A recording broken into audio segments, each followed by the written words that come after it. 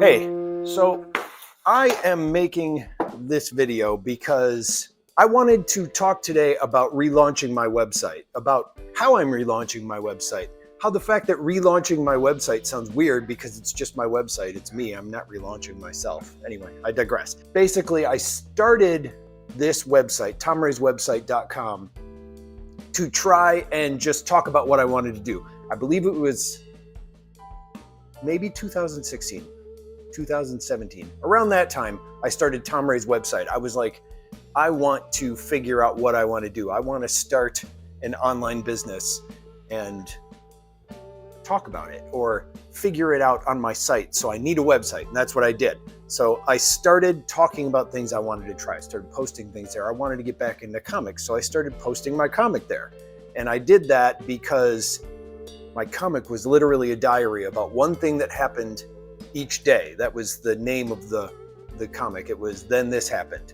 And it was just supposed to be one snippet of something that happened each day to document everything. Around that time, because of the comic, wanted to meet more people in the art community, especially here in town. So I created a podcast where I made an online ad on Facebook that was just in a 50-mile radius of my home, asking artists if they wanted to talk on this podcast so I could meet them and find out more about the art community and how to get involved here in my town. So I ran that podcast. It was called Tom Ray's Art Podcast. Brilliant name, right?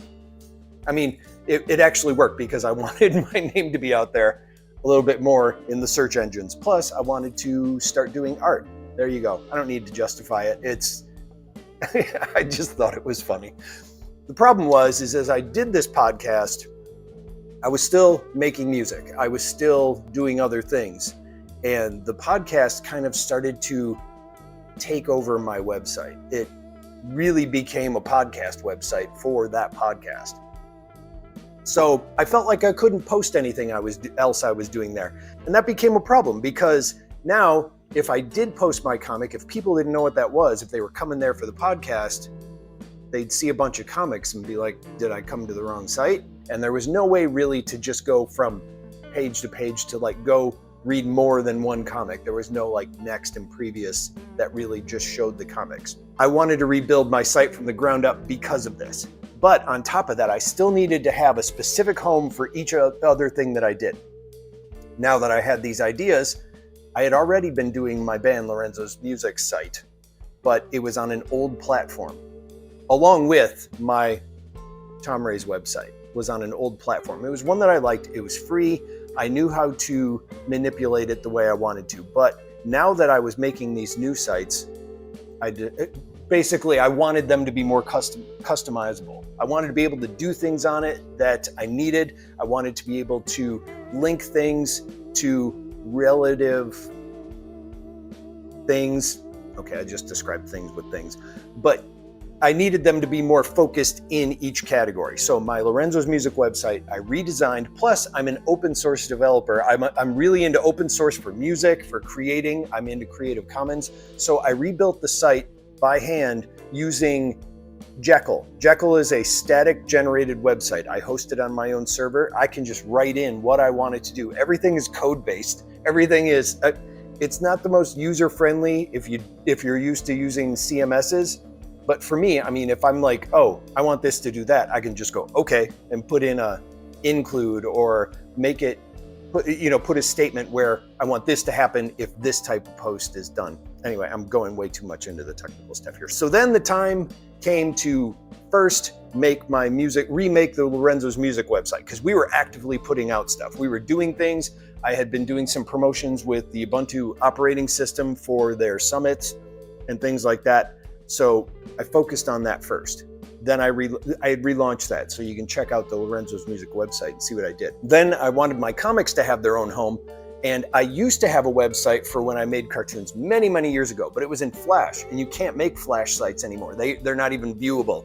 But I still had the domain. It was called homemadecartoons.com. So I was like, I'll just make a new site for that. And I did, and I made it more of a comic site in the sense where if you view it on mobile, you can see the panels and scroll through them rather than a big page, and that might not be viewable. I just made my screen zoom in by doing that. So I did that, And what happened was while I focused on this, I didn't want to do anything else on my personal site because there was no reason. I was going to be shifting it over. It wasn't set yet. It wasn't going to do what I wanted it to do. Before that, I had been experimenting with my to-do vlog, where I would just talk about what I was going to do that day. Now, this actually helped me focus what this site is going to be.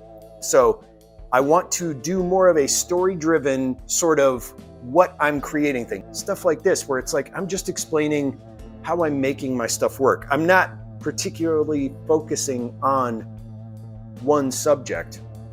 I'm focusing on the concept of trying to manage my creative outlets, trying to, I want to say market, but that sounds, I hate saying that. But yeah, I want to market myself and actually do this more as a business, more as what I want to do.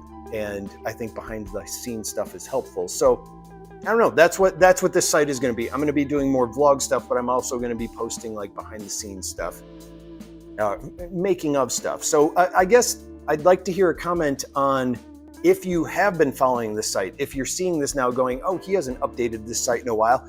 What brought you here? Like what type of stuff was I doing that you liked? Music, cartoons, my vintage reselling business, the podcast that I did, the art one, or if you're now currently listening to my music podcast where I talk to musicians and people who make software for musicians. I'd be curious to know what ones you're interested in, but this is going to be more about how I'm doing this stuff. I hope this all made sense. I just now feel like when I get done talking, I'm like, did any of that make sense? It did to me. There you go. So I'll check in with you next time. So long.